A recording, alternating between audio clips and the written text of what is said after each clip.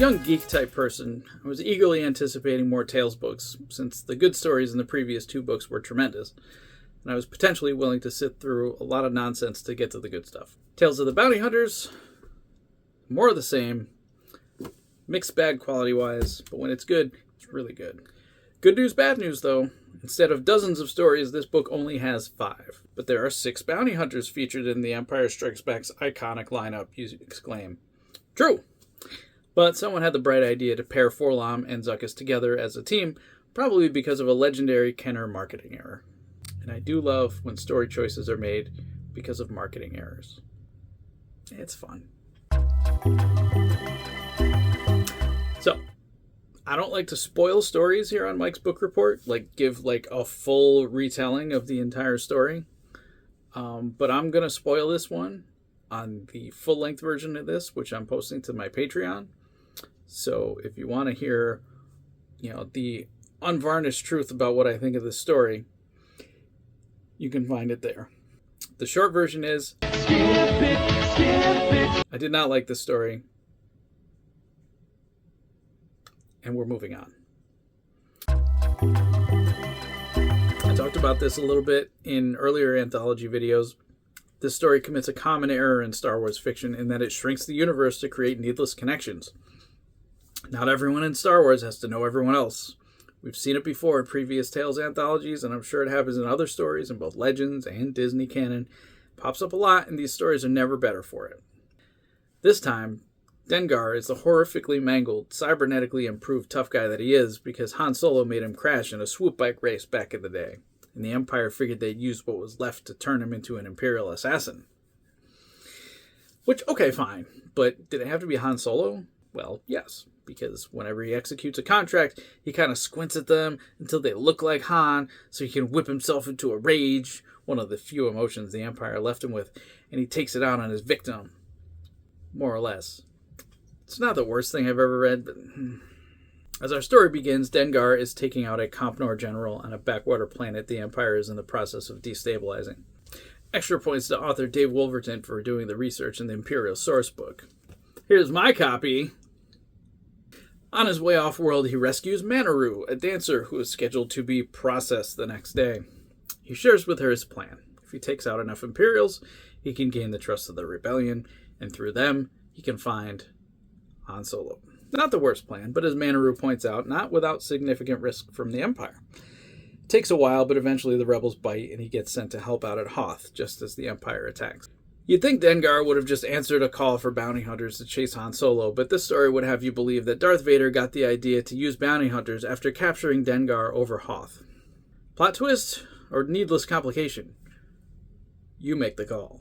Anyway, the story goes on to have a lot of these kind of details that are slightly different from what you might expect, but also maybe make less sense than what you would have expected because Occam's razor? Ultimately, this works out to be a sad love story between Dengar and Manaru, which is kind of weird and surprising since Dengar is an ugly dude with a diaper on his head, which I expect is the point, and the point is taken. It's well written by Dave Wolverton, who's been pretty reliable in these anthologies so far, though I think it's at its weakest when the story intersects with Star Wars continuity. It jams it in there well enough, I guess, but the moments seem more obligatory and often manufactured than anything. This one wasn't really a must-read, but it wasn't bad. It's maybe the third best of the bunch.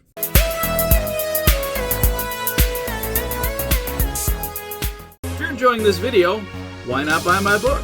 Flight of the Pangolin is the story of an intrepid group of heroes who decide to exit the solar system over the objections of an isolationist faction. There's actually a lot more going on than that. There's space pirates, a giant spider for no reason, all kinds of other things. Buy it now online wherever you buy books or at our website, www.thepangolinrepublic.com. You can also get fun t-shirts and random other stuff if you want.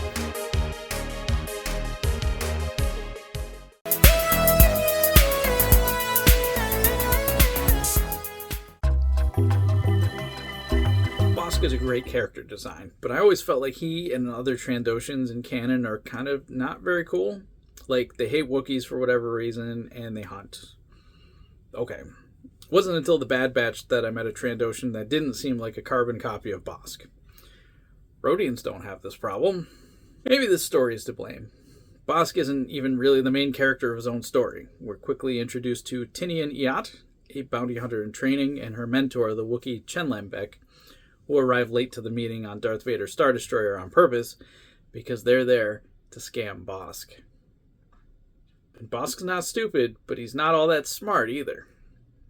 Tinian's family had an arms company before the Empire took it over, and Chenlambek, being a Wookiee, is no fan of the Empire in general, and certainly no fan of Trandoshans, so they definitely have a personal stake in their plan.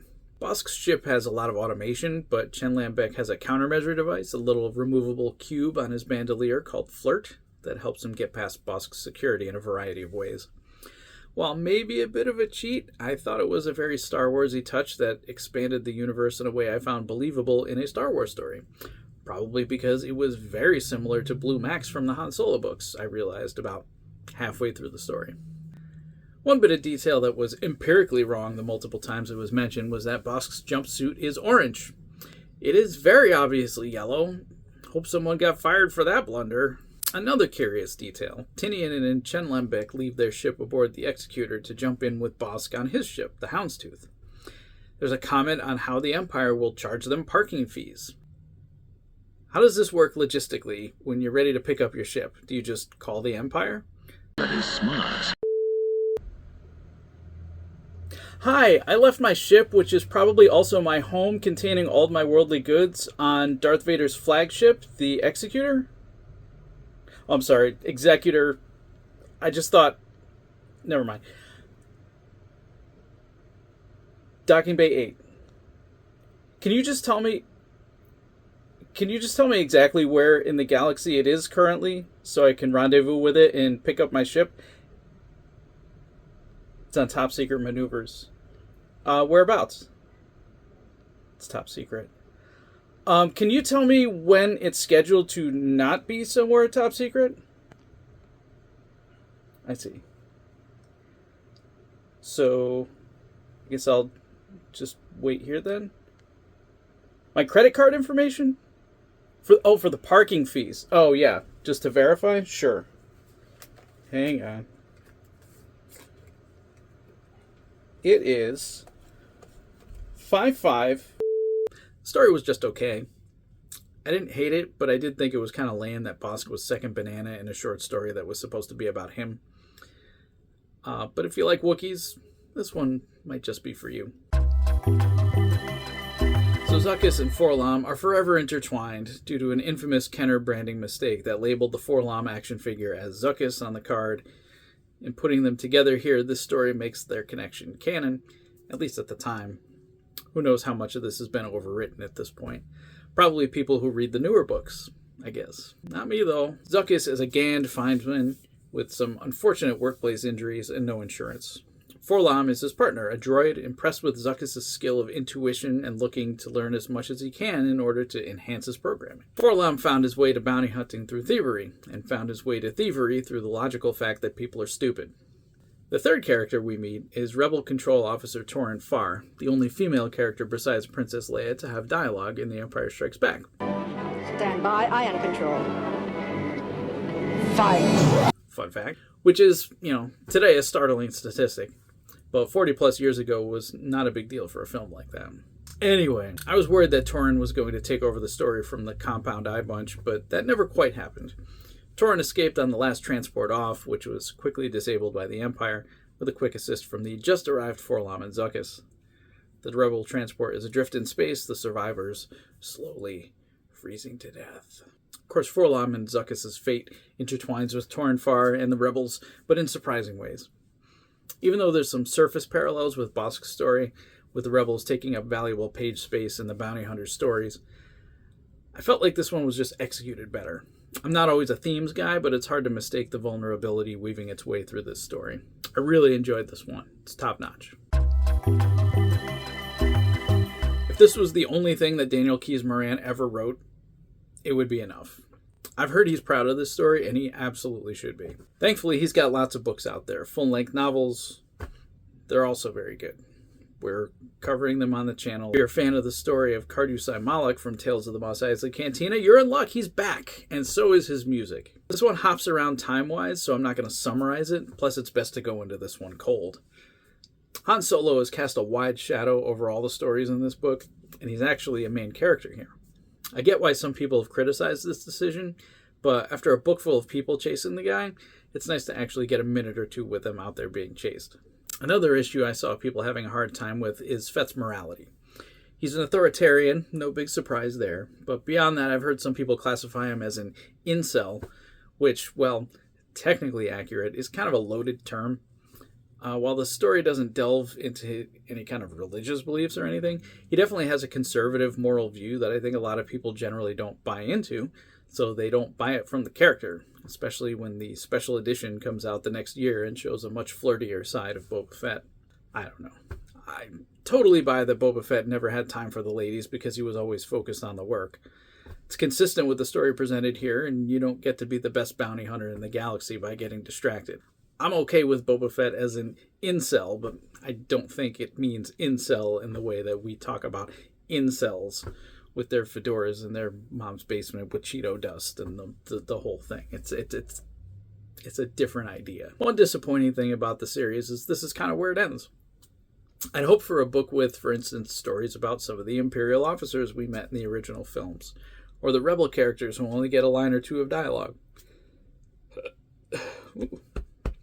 The next book, Tales from the Empire, gave me a lot of hope based on the title, but it ended up being reprinted stories taken from the Star Wars Adventure Journal published by West End Games, with an added novella by Timothy Zahn and Michael Stackpole, which features Grand Admiral Thrawn, so it might be worth a look for all you Thrawn heads out there.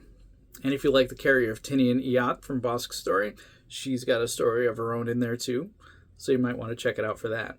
But I'm not going to do a book report on it anytime soon. For more hot bounty hunter action, you might also try the Bounty Hunter Wars trilogy by K.W. Jeter, which I don't remember particularly fondly, so I'm not recommending it here. I'm just pointing out that it exists. K.W. Jeter is a fascinating writer, some say the originator of the steampunk genre. I was not impressed enough with Infernal Devices to do a video on it, but I might check out some of his other books, especially his Blade Runner sequel books at some point. Anyway, Tales of the Bounty Hunters is worth checking out just for Boba Fett's story. It's miles above the other stories in quality. 4-LOM and Zuckuss' story was pretty good too. The rest I could take or leave. Dengar's was okay. Like I said at the beginning, once again, a mixed bag. That's all I got for this one. Tune in next time for another discussion of an amazing book.